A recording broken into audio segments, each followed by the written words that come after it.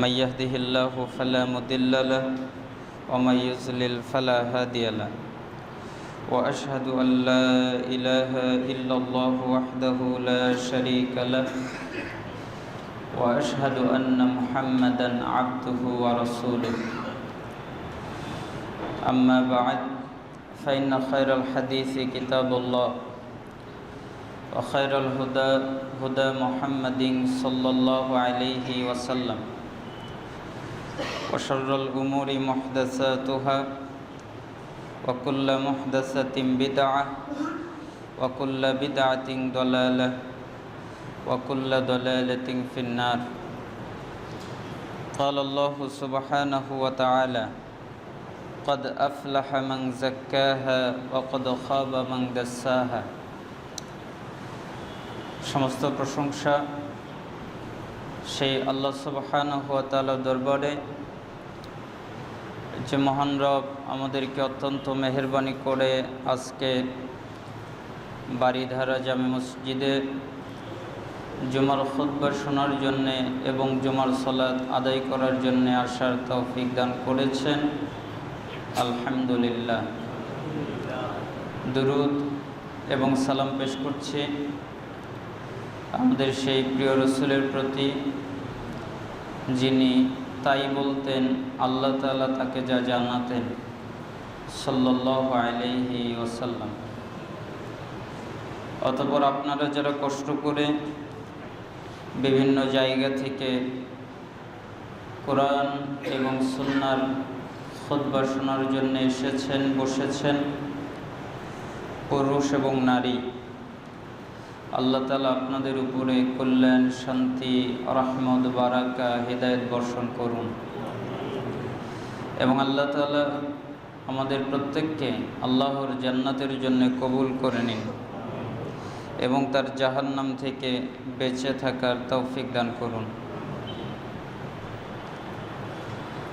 আজকে আমরা নতুন একটা বিষয়ে খুতবা দিতে চাচ্ছিলাম, কিন্তু অনেক দিনই ভাই আমাকে রিকোয়েস্ট করেছে যে আমরা যেই খুতবাটা দিব সেই খুতবাটা যেন শেষ করি। গত সপ্তাহে আমরা খুতবা দিয়েছিলাম মুসলিমদের আদব বা শিষ্টাচার, মনে আছে? আমরা সেখানে জেনেছিলাম আল্লাহ সম্পর্কে আদব, কোরআন সম্পর্কে আদব, রাসূলুল্লাহ সাল্লাল্লাহু আলাইহি ওয়াসাল্লাম সম্পর্কে আদব, এবং আরও অনেক বিষয় আমাদের অজানা রয়ে গেছে। এজন্য আমরা আজকের খুতবায় ওই গত সপ্তাহের খুতবাটা পরিপূর্ণ করার চেষ্টা করব এবং যেটা আমি বলেছিলাম খুতবা দেওয়ার ইরাদা করেছিলাম, ইনশাল্লাহ আগামীতে আমি সেই খুতবাটা দিব। আল্লাহ তাআলা যেন আমাদের উপরে কল্যাণ, শান্তি, রহমত, বারাকা বর্ষণ করেন। আপনারা মনে রাখবেন, আমি যেই আদবগুলো বলবো এগুলো হচ্ছে রুকুন, মানে একটা যদি আপনি না করেন তাহলে ওই জায়গা থেকে আপনি ছিটকে পড়ে যাবেন। যেমন আল্লাহ সম্পর্কে যে আদব বলেছিলাম সেগুলো হচ্ছে আল্লাহ সম্পর্কে আদব রক্ষা করার রুকুন, তার একটাও যদি ভেঙে ফেলেন তাহলে আপনি আল্লাহর বান্দা থেকে বের হয়ে যাবেন। যেমন কোরআনের সাথে যে আদব বলেছিলাম ওইগুলো হচ্ছে কোরআনের রুকুন, তার একটাও যদি আপনি ভেঙে ফেলেন তাহলে আপনি কোরআনের হক এবং কোরআনের গ্রহণকারীদের অন্তর্ভুক্ত থেকে আপনি ছিটকে পড়ে যাবেন। রাসূল সাল্লাল্লাহু আলাইহি ওয়াসাল্লাম সম্পর্কে যে আদবগুলো বলেছিলাম সেগুলো হচ্ছে রুকুন, মানে তার একটাও যদি আপনি পালন না করেন তাহলে আপনি রাসূল সাল্লাল্লাহু আলাইহি ওয়াসাল্লামের উম্মত থেকে বের হয়ে যাবেন। এজন্য আমি এই খুতবার মধ্যে যেগুলো রুকুন, মানে না থাকলে মুসলমানেরই থাকে না, ইসলামে থাকা সম্ভব হয় না, আমি শুধুমাত্র ওইগুলো এনেছি, আর যেগুলো করলেও চলে না করলেও চলে এগুলো আমি লিখিনি, এগুলো আমি আনিনি। এজন্য আপনারা মনে রাখবেন যে আমি যে আদবগুলো আপনাদেরকে বলবো এগুলো অবশ্যই পালনীয় এবং রুকন এবং ফরজ আপনি পালন করতে বাধ্য। কোনো রকমের সুযোগ সুবিধা আপনাকে দেওয়া হয় নাই। আমরা 4টি আদব নিয়ে আলোচনা করেছিলাম, অর্থাৎ আল্লাহ সম্পর্কে আদব বলেছিলাম, নিয়তের আদব বলেছিলাম, জন্য স্ত্রী নির্বাচন করা। আমরা তো সন্তানের জন্য স্ত্রী নির্বাচন করি না, কি নির্বাচন করি? R15, তাই না? ছেলে বলে বাবা আমার একটা গাড়ি লাগবে, ঠিক আছে তাহলে তোমাকে গাড়ি কিনে দিলাম। ছেলে গাড়ি চাইবে, কোনো সমস্যা নাই, গাড়ি কিনে দিবে। কিন্তু ছেলে যদি বিয়ে করতে চায় তাহলে বলবে তুই তো এখনো নিজের পায়ে দাঁড়াস নাই। তাহলে ও বয়স হয়ে গেছে 24 বছর 25 বছর, তাই এতদিন কার পায়ে দাঁড়াইছে? এতদিন ধরে কার পায়ে হাঁটতেছে? আপনার পায়ে? তো ওর পা দিয়ে হাঁটতেছে, নিজের পায়ে দাঁড়াস নাই, মানে ওই বোঝাচ্ছে চাকরি নাই, কাজ নাই, কারবার নাই, কি হবে না। এটা আপনার দায়িত্বর মধ্যে পড়ে না, এটা আপনার অদায়িত্বের মধ্যে পড়ে। আপনার ছেলেকে সুন্দর একটা স্ত্রী নির্বাচন করে দিবেন, এটা হলো আপনার দায়িত্ব। আপনি যদি এই দায়িত্বে ব্যর্থ হন তাহলে যতদিন আপনার ছেলে নির্বাচন করতে গিয়ে ভুল স্ত্রী নির্বাচন করবে, আর আপনিও যদি ভুল স্ত্রী নির্বাচন করে দেন, যতদিন পাপ হবে ততদিন ওই পাপ আপনার আমলনামায় ঢুকবে। আপনার ছেলের উপরে আপনি অধিকার রক্ষা করেন নাই, শুধু ছেলে পিতামাতার অধিকার রক্ষা করবে এমনটা নয়, পিতামাতারও দায়িত্ব আছে ছেলেদের অধিকার রক্ষা করা। ছেলেদের প্রতি কিছু আদব আছে, কিছু কর্তব্য আছে। 1 নম্বর আদব হচ্ছে, যখন ছেলে, এগুলো সুন্নাত বলছি, যখন ছেলে বড় হয়ে যাবে, মানে ছেলে জন্ম নিবে, তখন 7 দিনে তাকে, ছেলে যখন ভূমিষ্ঠ হবে তখন তাকে আজান শোনাবে। যখন ছেলে 7 দিনের দিন আকিকা করবে, এরপরে নাম রাখবে, এরপরে মাথা ন্যাড়া করে দিবে। তামাম পৃথিবীর ডাক্তার যদি বলে যে মাথা ন্যাড়া করলে ছেলের রোগ বেড়ে যাবে, তাহলে তামাম পৃথিবীর ডাক্তারই ভুল বলেছে। মুহাম্মদ সাল্লাল্লাহু আলাইহি সাল্লাম চূড়ান্ত কথা বলেছেন। তিনি বলেছেন 7 দিনের দিন মাথা ন্যাড়া করে দিবে, তাহলে যত অকল্যাণ আছে সমস্ত অকল্যাণ ওই চুলের সাথে বের হয়ে যাবে। ডাক্তার কি বুঝেছে? আমরাও তো পড়াশোনা করেছি কম বেশি, কি বুঝেছে? সে বোঝেনি।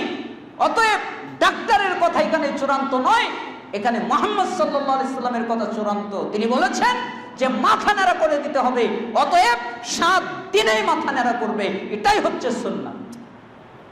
আর মুহাম্মদ সাল্লাল্লাহু আলাইহি সাল্লাম বলেছেন যাবতীয় অকল্যাণ, সমস্ত অকল্যাণ তার থেকে দূর হয়ে যাবে। আকিকা করতে হবে, আপনি আপনার সন্তানের আকিকা করবেন, এটা আপনার দায়িত্ব, এটা আপনার জিম্মাদারিত্ব, আপনি জিম্মায় রয়েছেন। আপনি যদি সন্তানের আকিকা না করেন তাহলে আপনি পাপী হিসেবে গণ্য হবেন। আকিকা আপনাকে করতেই হবে। আপনার যদি ছেলের আজকে হাত ভেঙে যায়, আপনি বলেন যে আমার টাকা নাই, হাত ভাঙলে টাকা ঠিকই বাড়াবে। আজকে যদি আপনার ছেলে খুব বড় ধরনের রোগে পড়ে যায়, আপনি বলেন আমার কাছে টাকা নাই, তাহলে টাকা সব বাড়াবে। ওই যে 3 দিনের অথবা কয় মাস, 1.5 মাস, 2 মাস, 3 মাস, 6 মাস, 1 বছর, 3 বছর, 6 বছর, 10 বছর, 16 বছর, কয়েকটা সময় এক একটা করে টিকা দিতে হয় না? টিকা দেয় না বাংলাদেশে? বাংলাদেশের টিকাগুলো কি জানেন? ওই বিদেশে ওই টিকাগুলো মানুষের উপরে প্রয়োগ করা নিষেধ। মানে আগে দেখতে হবে যে ওই টিকাগুলো ঠিক আছে কিনা। তো ঠিক দেখার জন্য কি করবে? ওই দেখবে আফ্রিকার কোন দেশগুলো গরিব দরিদ্র আর কোন দেশগুলো দরিদ্র, তার মধ্যে একটা পড়েছে বাংলাদেশ। এই দেশগুলো দরিদ্র, তাহলে ওই টিকাগুলো ওই দরিদ্র দেশগুলোর ভিতরে ওই ছেলেদের মধ্যে পুশ করো, এরপরে পুশ করে দেখো যে ওরা মরে না বাঁচে, তারপরে আমাদের দেশে পুশ করবে। মানে আগে ওরা শিওর হয়ে নেয় যে টিকা দেওয়ার কারণে কোনো পার্শ্ব প্রতিক্রিয়া হয় নাকি, তারপরে তারা ওইটার উপরে সুন্দর করে আবার ডোজ পরিচালনা করে। আর মুসলমান ডাক্তারের টিকা ঠিকই নেয়, কিন্তু আল্লাহ যে টিকা দিয়েছে ওই টিকা নেয় না। আল্লাহ কয়টা টিকা দিয়েছেন বলেন তো? একটা বাচ্চা যখন ভূমিষ্ঠ হয় তখন আল্লাহ কয়টা টিকা দিয়েছেন? 2টা। বলেন তো আল্লাহ কয়টা টিকা দিয়েছেন? 2টা। একটা হলো আকিকা, আর একটা হলো মাথার চুল ফেলে দেওয়া। এটা হলো টিকা, এটা হলো অ্যান্টিবায়োটিক টিকা।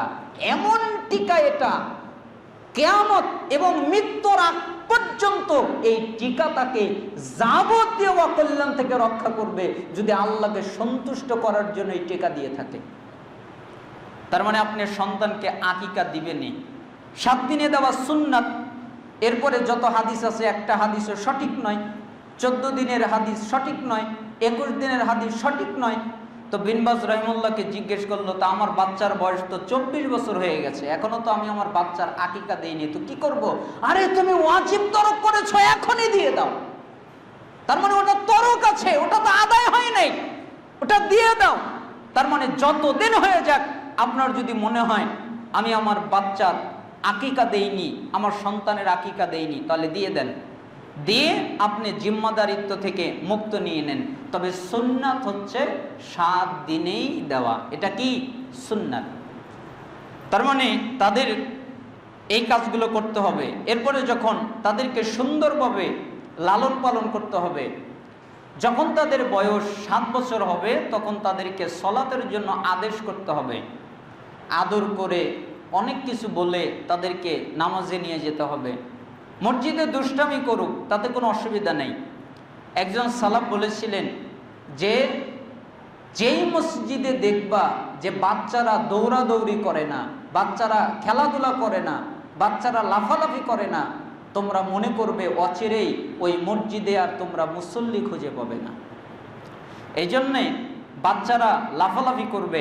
আমরা সৌদি আরবে দেখেছি, মসজিদে নববীতে, হারামে অনেক বাচ্চারা লাফালাফি করে, খেলাধুলা করে, কোনো আলেম কোনো ফতোয়া দেয় না।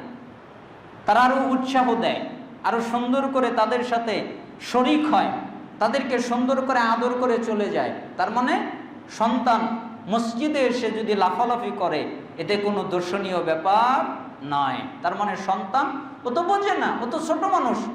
আচ্ছা বলেন তো, পৃথিবীর সবচেয়ে দামি মানুষকে? পৃথিবীর সবচেয়ে দামি মানুষকে? মুহাম্মদ সাল্লাল্লাহু আলাইহি সাল্লাম। আচ্ছা, তার সবচেয়ে কলিজার টুকরা কে? হুসাইন, তাই না? হাসান হুসাইন কলিজার টুকরা না? রাসূল সাল্লাল্লাহু আলাইহি সাল্লাম যখন সেজদায় যেতেন তখন হোসেন রাদিয়াল্লাহু আনহু কোথায় উঠতেন? ঘাড়ের উপরে উঠতেন, তাই না? পিঠের উপরে উঠতেন। তো আল্লাহর নবী কি একাকী সালাত পড়তেন না জামাতে পড়তেন? জামাতে পড়তেন। তাও কি ছিলেন? ইমাম ছিলেন। মুহাম্মদ সাল্লাল্লাহু আলাইহি সাল্লাম ইমাম হয়ে তার এই দুষ্টামি সহ্য করে নিতে পেরেছে। আর আপনার পিছনে একটু লাফালাফি করলে আপনার মন